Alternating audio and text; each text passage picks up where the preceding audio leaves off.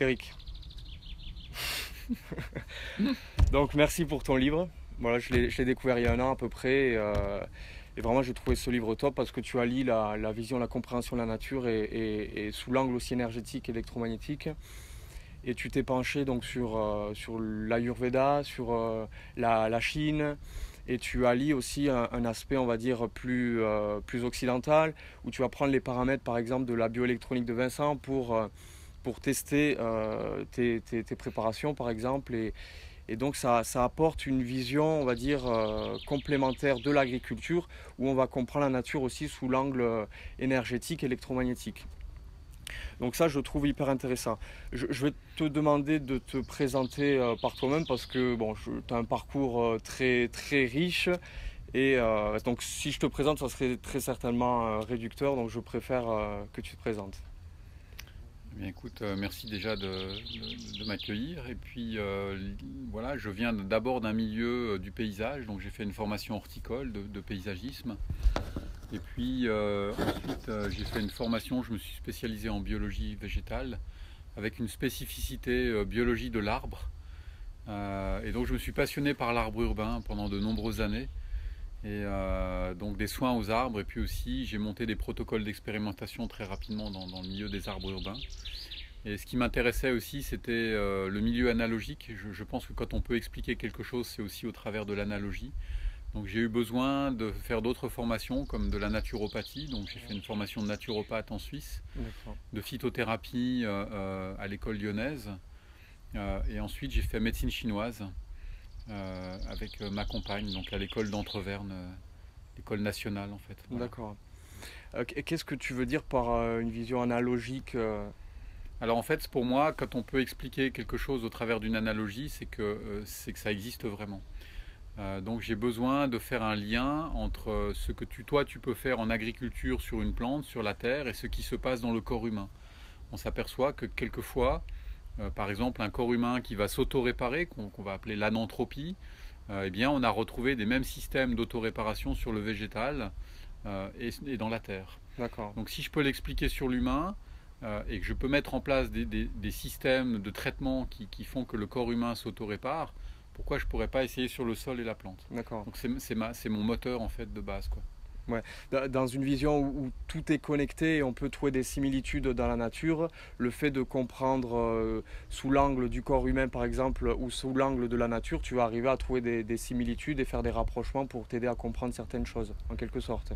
Voilà, ça c'est très important, c'est au travers d'une vision holistique, c'est de ne pas se placer l'humain seul, on est des êtres humains, donc il ne faut pas affamer l'être. Mm. Et l'idée c'est que l'être humain en fait se retrouve dans ce milieu, dans cet ensemble où il y a une cohérence au travers des énergies, et on n'est ni supérieur ni inférieur, on est un petit peu dans cette synergie énergétique, et c'est de voir comment est-ce qu'on se situe au travers de ces énergies, au travers de nos actions, et qu'est-ce qu'on peut offrir à la nature et qu'est-ce qu'elle peut en retour aussi nous apporter. D'accord. Oui, on fait partie du tout. Et du coup, ce que j'aimerais qu'on aborde, c'est parce que comme je l'ai dit, tu vas parler de la vision, d'un côté, tu vas allier la vision occidentale et la vision orientale. Et est-ce que tu pourrais définir rapidement qu'est-ce que c'est d'un côté la vision orientale appliquée à l'agriculture, à la nature, et qu'est-ce que c'est la vision occidentale appliquée aussi à l'agriculture et à la nature? D'accord. Alors, à la base, la vision orientale, c'est quelque chose qui date. C'est véritablement ancestral. Donc, j'ai dû me plonger dans les lectures védiques, les archives. Donc, je suis arrivé jusqu'à à peu près 5000 ans avant Jésus-Christ, où là, j'ai retrouvé des textes anciens qui étaient assez passionnants. Et au travers de cette vision orientale, d'abord védique, ayurvédique, indienne, j'y ai trouvé une source profonde liée à la connaissance. Et j'ai trouvé des liens, des passerelles de communication entre la Chine et l'Inde, en fait. D'accord. Et au-delà de ces passerelles de communication, où là, il y avait une notion d'impermanence. C'est-à-dire que les énergies telles qu'elles sont décrites, c'est une forme d'impermanence. C'est-à-dire que les énergies épousent les formes, et les formes, en fait, émettent des ondes dues à la forme, en fait. Voilà. Et donc, on retrouve cette impermanence énergétique partout, autour des plantes, de la Terre, autour de toute forme. Alors qu'en Occident, au-delà de cette notion orientale, il y a plutôt une notion de force. En Orient, on a donc cette notion d'impermanence, où tout est forme et onde de forme, alors qu'en Occident, on retrouve cette notion de force, de force électrique, de force électromagnétique, de force éthérique, de force vitale. Donc c'est quelque chose de très hellénique en fait. Les premières notions de force que je retrouve en Inde, c'est Aurobindo qui part en Occident, qui revient, et tout d'un coup la notion de force en Inde apparaît. D'accord. Et du coup, comment on arrive à faire des passerelles entre ces deux mondes, entre guillemets, ces deux visions comment tu arrives à trouver une complémentarité entre ces deux visions? Alors là, en fait, c'est un jeu de superposition en fait, en termes d'énergie. Donc pour ça, on a une part d'irrationalité, de subjectivité, puis une part d'objectivité au travers du matériel, la rationalité, où on vient mesurer des choses. Donc je me suis déjà approché au mieux que je puisse le faire, parce que pour le moment, là, je m'occupe dans cette vie de comprendre ça. J'espère que j'en aurai bien d'autres. Et l'idée, c'est de comprendre qu'est-ce qu'une énergie dans la vision orientale. Donc je me suis approché des doshas, cette vision... Vata, Pitta, Kapha, qui sont des énergies, qui sont ta constitution de base, toi en tant qu'être humain, un sol, une plante, est gouverné au travers de ces synergies, si vous voulez, énergétiques. Et puis à partir de là, je me suis approché de la vision Yang-Yin, ou Yin-Yang, cette vision orientale chinoise. Et j'ai vu qu'il y avait des corrélations, il y avait des passerelles, comme toujours, de communication et de compréhension. Et c'est de ramener ces énergies en Occident et de voir s'il y avait un lien ou plutôt une complémentarité au travers de cette notion de force. Et là, j'y ai greffé ce qu'on a appelé la bioélectronique Vincent. Et donc là, je travaille avec des paramètres un peu plus rationnels que sont le pH, le redox, la photométrie, le paramagnétisme, la conductivité, qui me permettent de caser ces énergies au niveau électromagnétique. Voilà. Ouais. En fait, tu rajoutes un peu une vision, on pourrait dire, scientifique, où tu as des appareils qui te permettent de détecter les émissions de photons, par exemple, le paramagnétisme de la Terre, comme tu le disais, et ça te permet du coup de relier à des choses que tu as pu voir, des réflexions que tu as pu avoir de par la vision orientale. Ça part d'une forme de subjectivité pour arriver à parler une langue commune, et nous sommes en Occident. Donc si mon envie, avec un complet détachement, si je peux le rajouter, c'était l'envie de transmettre avec un détachement total, c'était de mettre des mots pour mieux comprendre cette vision ancestrale qui a fait ses preuves, parce qu'elle est toujours là. Elle permet de soigner bon nombre de personnes en Inde que bon nombre d'Occidentaux n'arrivent pas à soigner en termes de maladies. Ça a combien? 5000 ans, 3000 ans Près 5000 ans. 5000, ouais. La vision ayurvédique, 5000 ans. En Chine, on est à peu près à 3000 ans. Donc il y a quelque chose vraiment... dans la lecture des archives, on va dire que chronologiquement, mais vraiment n'y voyez aucun jugement, on va retrouver l'Inde, ensuite la Chine, et puis là on voit que les Arabes repartent en Inde chercher un savoir, ils ramènent ce savoir en Arabie, et là les Grecs partent en Arabie, échangent avec les Arabes, les Égyptiens, et on retrouve des grands philosophes qui vont créer les sciences occultes. Et au travers des sciences occultes, qui maintenant sont un peu désavouées, mais on retrouve tout un socle commun de la connaissance en fait. Voilà. D'accord. Oui, parce que tu l'expliquais aussi d'ailleurs au niveau des sciences occultes, il y a eu une cassure parce que on se la transmettait aussi par la parole, et il y a eu un moment dans l'histoire où on ne pouvait plus transmettre par la parole ces sciences-là. Alors en fait, on va retrouver à un moment donné une période de l'Antiquité où on passe du mythos au logos. Et effectivement, le savoir verbal, la transmission par la parole est interdit. C'est-à-dire qu'à l'époque, quand on regardait une plante, une pierre, on était de sujet à sujet. On regardait une terre, on était de sujet à sujet. Donc on était dans le mythos. Hein, c'était cette forme de chamanisme à l'occidental, si vous voulez. Puis à un moment donné, là, on part au logos, dans cette période logos, où tout d'un coup on regarde la plante, on regarde la terre, on regarde un caillou et on passe de sujet à objet. On vient objectiver, on vient rationaliser et on vient coucher notre savoir sur le papier. Donc on l'hermétise. On n'a plus qu'une chance, à la limite, c'est que la feuille s'envole au vent. Mais voilà, et on perd la connaissance. Voilà. D'accord. Bon, bien sûr, il faudrait beaucoup plus de temps pour développer tout ça, mais là, l'objectif, c'est de faire une vidéo plutôt courte. Qu'est-ce que tu pourrais dire aux personnes qui suivent, qui sont jardiniers amateurs ou qui sont professionnels, qui sont maraîchers, agriculteurs, en quoi la bioélectronique, par exemple, de Vincent, en quoi connaître l'oxydation ou la réduction de son sol, le pH, comment ça peut les aider au travers des outils qui sont disponibles, comment ça peut les aider à comprendre davantage leur sol, à adapter leur culture et à faire en sorte que leur terre et leur culture aillent vers toujours plus de santé. Comment leur dire que ça va les aider en fait? En fait, c'est un moyen, c'est un des moyens pour moi qui est primordial de manière à se réapproprier son sol. Voilà. Et la plante en biorésonance avec son sol. C'est une manière de se le réapproprier par une forme d'objectivité, mais ça ne va en rien occulter votre ressenti. C'est ça qui est important. Et au travers de ces outils, on va pouvoir objectiver et d'avoir un postulat, une lecture de notre sol. Et si je mets par exemple un compost, qui vous dit que votre compost, qui est peut-être naturel, biologique, va être assimilé par ce sol ici, maintenant? Il est fort probable que votre plante, le sol, ne puisse pas assimiler ce type de compost parce que par exemple il n'y a pas de micro-organismes. On va le mettre en évidence par exemple au travers de la lecture de la conductivité. Puis je m'aperçois que si je mets des micro-organismes quand je fais ce qu'on appelle communément un extrait fermenté d'ortie, anciennement le purin de plante, qui contient des ferments, je le mets au sol. Et nous, on remarque que quelquefois, ces micro-organismes que l'on amène au sol ne subsistent pas, ils n'arrivent pas à vivre. Pourquoi? Parce qu'on s'est aperçu que vos sols, eh bien, ils ont reçu souvent des molécules de synthèse chimique. Et ils sont devenus, au contraire du paramagnétisme, diamagnétiques. C'est-à-dire qu'en fait, ils n'ont plus cette capacité de s'orienter, ces substances qui contiennent le sol, n'ont plus cette capacité de s'orienter vers l'électromagnétisme terrestre à une vitesse donnée. Donc on essaye de remettre du paramagnétisme pour maintenir les micro-organismes en vie. C'est ça, c'est la colle des micro-organismes. Donc en fait, on a plein d'outils qui nous permettent de postuler. Et à partir de ce postulat, on voit d'où on vient et on voit où on peut aller. Donc à chaque fois que tu vas mettre quelque chose, tu vas voir l'effet que ça donne, tu viens l'objectiver et tu vas voir comment en mécanique, quand tu viens régler un peu ton carburateur, comment rajouter, c'est de l'épice un peu. Voilà, oui, parce que la bioélectronique de Vincent, c'est un tableau bien précis, bien défini. Tu peux placer ton sol dans ce tableau et voir les interactions que tu vas faire avec tes extraits fermentés, par exemple, comment ça réagit sur ton sol. Complètement. Ça me fait penser, tant qu'on parle des extraits fermentés, tu dis aussi que ça serait bien de faire un extrait fermenté d'ortie, c'est mieux de le faire en anaérobie du coup, plutôt que de le faire en aérobie. Tu as découvert ça avec la bioélectronique aussi de Vincent, qu'il y aurait des avantages en fait de le faire en anaérobie, c'est ça?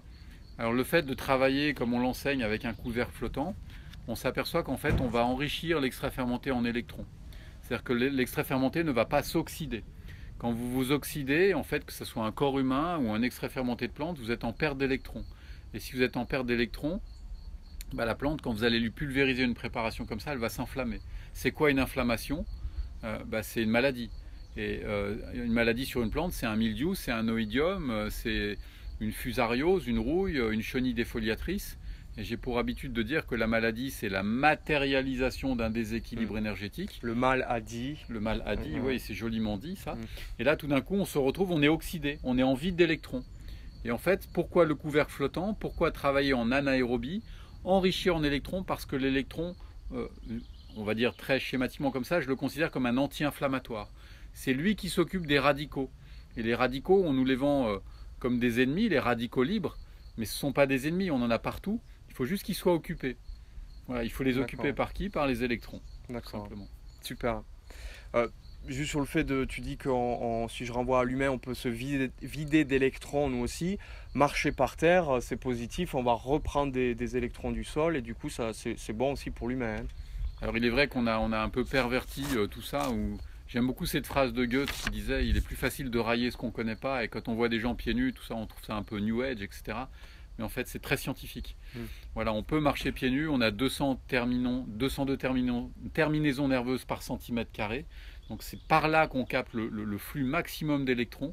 Et donc ça va nous empêcher de nous suroxyder. Il y a eu des centaines d'images par résonance magnétique que j'ai gardées dans mes protocoles aux États-Unis qui montrent que la moindre douleur au coude, au dos, au genou, etc., jusqu'au cancer, est liée à une déficience en électrons. 98% des maladies sur l'humain sont liées à une déficience en électrons. Nous sommes une société hors sol. En fait. D'accord. Oui, donc on disait au tout début, on peut faire des parallèles entre l'homme et la plante. On pourrait en faire un là aussi Enfin, on pourra en faire un. On va continuer, il nous reste 2 points à aborder. Ça serait, tu fais des préparations à base d'huile essentielle et aussi des traitements en récupérant la fréquence des cristaux, par exemple. Donc tu vas traiter des plantes malades grâce à tes recherches sur la vision orientale et occidentale, grâce à des préparations à base d'huile essentielle ou de cristaux. Est-ce que tu peux nous en dire plus là-dessus? Alors que ce soit les huiles essentielles ou les cristaux, ou voire même des infusions de plantes, là on va quitter la matière. C'est-à-dire que ça ne m'intéresse plus d'aller chercher les phénols, les aldéhydes, les cétones qui sont dans les huiles essentielles. Ça ne m'intéresse plus d'aller chercher les minéraux, les oligo-éléments qui sont dans les cristaux, ni les minéraux, les vitamines qui sont dans les infusions. Ce que je veux aller chercher là-dedans, c'est la fréquence.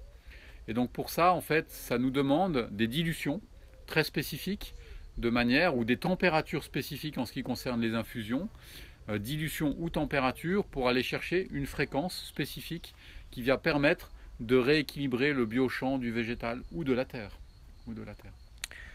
65 degrés si je n'ai pas 64 oublié, degrés. 64 degrés Voilà. pour récupérer la fréquence d'un cristal par exemple. D'accord. D'une plante. D'une plante, pas Ouais. d'un cristal. Non. Pas d'un cristal, d'une Ouais. plante, d'accord, merci. Ouais. Alors, en gros, ce qu'on pourrait dire, moi c'est ce que je pense aussi personnellement. Bon, je pense que déjà des solutions, il y en a plein. C'est Bill Mollison qui disait, bien que les problèmes de ce monde soient de plus en plus complexes, les solutions restent honteusement simples. Il y a plein de solutions qui existent, il y en a qui sont plus faciles que d'autres, ça c'est vrai. Il y a la biodynamie, il y a la permaculture, l'électroculture, les semis directs sous couvert, l'agro-silvopastoralisme, l'agroforesterie. Il y a plein de solutions. L'agriculture énergétique en fait partie. Et ce que je pense aussi, et je pense que c'est ce que tu dis aussi, c'est que en fait, une des agricultures de demain, ça serait du coup de traiter un champ, de soigner un champ ou une plante en récupérant l'information, en fait, le médicament entre guillemets. On va récupérer juste l'information qu'on va transmettre via un champ électromagnétique.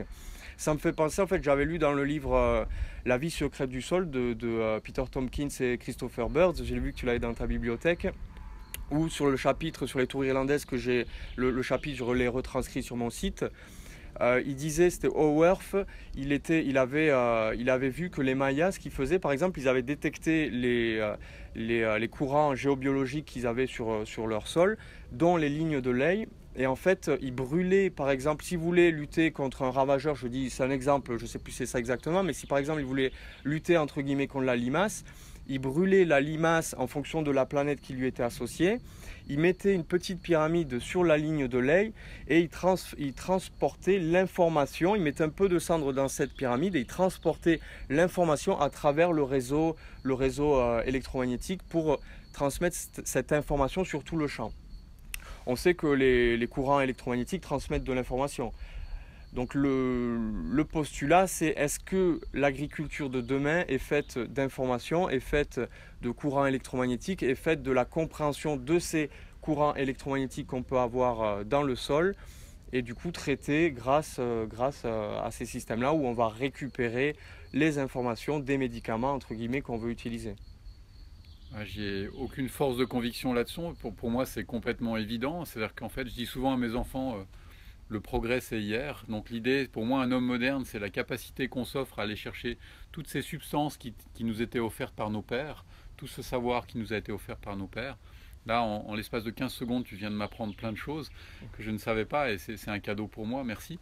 Et en fait, ce qui est intéressant, c'est de voir que si on est capable d'aller chercher ces substances au travers de ce qu'on verrait nous au travers de notre regard d'homme moderne entre guillemets, qu'on peut appeler une forme d'irrationalité ou de subjectivité, on le ramène, on vient l'objectiver au travers de nos outils. Parce que comme je le dis souvent, quand j'y travaille en Amérique du Sud, on ne peut pas toujours marcher sur la jambe gauche, ça c'est le côté irrationnel. On ne peut pas toujours marcher à cloche-pied sur la jambe droite, c'est le côté rationnel. On a besoin de croiser l'objectivité et la subjectivité, le rationnel et l'irrationnel. En Amérique du Sud, c'est la symbolique de la danse. Et donc il va falloir jouer avec ces deux côtés-là, si vous voulez, ces deux facettes. Il y a une forme de complémentarité, n'y voyez pas de dualité. Et donc je pense que là, on va aller vers un demain qui sera d'autant meilleur. Il est vrai que l'agriculture sera beaucoup on va beaucoup travailler dans les multifréquences. C'est évident, on ne va pas quitter la matière, je pense qu'il faudra jouer avec les deux. C'est la capacité qu'on peut s'offrir à savoir qu'à un moment donné, on a besoin de la matière, on a besoin de la molécule, si possible naturelle, ça serait pas mal, parce qu'elle est bien plus efficace que celle qui est de synthèse chimique. Et quelquefois, on s'aperçoit que la fréquence en elle-même va nous permettre d'aller bien plus au-delà que la matière. Et si on comprend ce qu'est une fréquence, ça nous permet d'être dans le syndrome et non pas dans le symptôme. Nous sommes dans une médecine, dans une agriculture qui est très symptomatique. On vient juste mettre un voile sur la lanterne rouge. L'idée, c'est vraiment de comprendre où est la cause et voir quelquefois aller au-delà de la cause. Et ça, pour ça, c'est la compréhension qu'on s'offre sur qu'est-ce qu'une fréquence. D'accord, c'est super. Merci, merci pour tout, Eric. Ce qu'on peut faire, à part si tu as des choses à rajouter sur ce qu'on vient de dire, est-ce que tu as des choses à rajouter avant de parler de tes formations, de tes livres? Est-ce que tu as quelque chose à dire de plus ou... J'ai encore des rêves, et je dis souvent qu'on ne peut pas boire une bière en rêve, donc l'idée c'est de vivre ses rêves. On en garde un peu quelques-uns sous forme de fantasmes. C'est un rêve du bien commun en fait. C'est quelque chose qui m'anime. Chaque jour j'ai l'enfant intérieur qui sourit parce que je vois que bon nombre de gens, voilà, je t'ai croisé sur mon parcours, j'en suis ravi et je sens que voilà, il y a des gens qui ont cette envie du bien commun, c'est-à-dire qu'on n'est pas dans la dualité, on est dans le don total et on n'est pas entre ce qu'on va dire et pas dire, dans ce qu'on peut garder pour nous pour être meilleur que l'autre. Ouais. On n'est plus dans la dualité mais dans une forme d'échange, on se construit avec l'autre et je pense que c'est l'agriculture, la médecine de demain et je pense que même il y aura une sémantique nouvelle qui va naître de toutes ces recherches. Ouais, le monde de demain passe aussi par le partage et le fait sur les rêves, ça me faisait penser à quelque chose, je ne sais plus de qui c'est, il faut avoir des rêves assez grands pour ne pas les perdre de vue. Énorme. Et du coup, quand on a une envie, quelque chose de positif, par exemple si on veut agir pour l'agriculture de demain, mettre en œuvre des choses positives, ben, chaque jour il faut avancer vers ça. Ça ne veut pas dire que ça va être facile, mais il faut avancer pour suivre ses rêves. Et ce que je dis souvent, c'est que tout sur quoi on se concentre grossit. Il faut avoir conscience du négatif, il faut avoir conscience du positif, mais c'est important de se concentrer sur le positif pour faire grossir ces énergies-là en fait. C'est ce que je pense. Merci beaucoup en tout cas pour la super formation. J'ai pu suivre ta formation donc, sur les énergies en agriculture qui dure 4 jours. Et du coup, tu fais donc. N'oublie pas qu'il te reste demain. Hein. Il reste demain. Bon, les 3 tôt, hein, parce que j'ai eu des échos quand même. Ça. Et les 3 premiers jours géniaux, donc on fera le dernier jour demain. Et du coup, tu as tout un panel de formation aussi. Est-ce que tu peux en parler rapidement pour les personnes qui pourraient être intéressées, bien que je mette le lien aussi Alors la première formation souvent que je conseille, c'est un peu la chape de plomb ferraillé quand tu construis une maison, c'est la thématique des plantes pour soigner les plantes. Ensuite, donc là on vous apprend à faire des extraits fermentés, des décoctions, des macérations huileuses, etc. Et comment surtout renforcer le système de résistance de la plante pour traiter plus en préventif qu'en curatif, en pompier, plus en amont, en passant par le sol et le système foliaire. Ensuite, la formation sur les huiles essentielles. Ça, c'est le joker. On a démontré qu'il n'y a pas une molécule de synthèse chimique qui puisse égaler l'usage des huiles essentielles, en fait, l'efficacité. J'aimerais un jour ne plus l'enseigner. Ça veut dire qu'on aura gagné. Et puis ensuite, on a diagnostic expertise qui vous apprend à analyser vos sols, les liquides, au travers des paramètres électromagnétiques, pH, redox, conductivité, paramagnétisme, photométrie, niveau de sucre. Et puis l'agriculture énergétique, voilà, c'est l'avant-dernier bébé, parce qu'il y a bientôt une nouvelle naissance. D'accord. Ah oui, tu disais que tu es en train ou tu as écrit un livre qui va sortir dans 1 an, c'est ça à peu près? Là, si j'ai bien compris. Oui. Bientôt. Oui, d'accord. Oui. D'accord, ben je pense que c'est génial. Voilà, merci Eric. Merci pour tout et voilà, à bientôt. Merci.